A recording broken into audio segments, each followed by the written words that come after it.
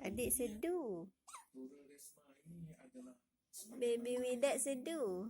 Dijelaskan agama ini semuanya sama.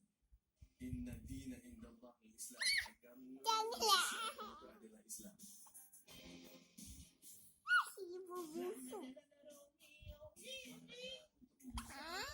Tengok baby sedu.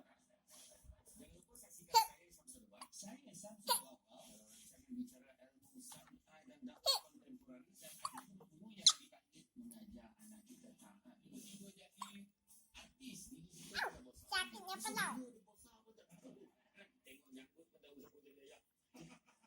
Dalam rancangan Dua Syamsul pada setiap Jumaat pukul 7.30 malam hanya di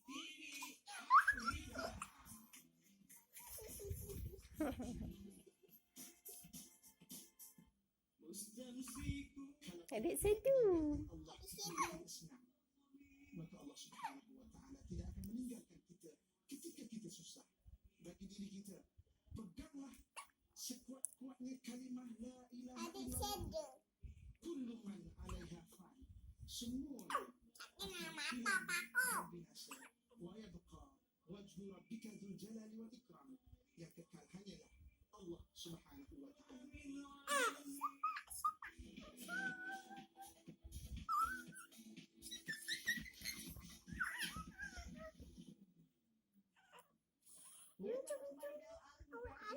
Masih bersama dengan program Al-Fatih. Kalau tadi kami nak kongsikan kepada anda sedikit tentang The Grand Seminar bersama dengan Encik Adin.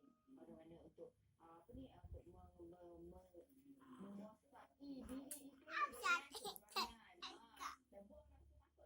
Bagaimana nak berjaya dalam bisnes. Okey, jadi bila kita cakap tentang berjaya dalam bisnes Encik Adin, pasti ada saat-saat yang kecil yang menimpa diri ini ketika kan bila kita buat bisnes bukannya biasanya bawah kadang-kadang jatuh ke tepi. Adik nangis dah. Kakak nak buat macam mana tu adik nangis? Pengalaman Encik Adin sendiri. Nak buat macam mana adik nangis?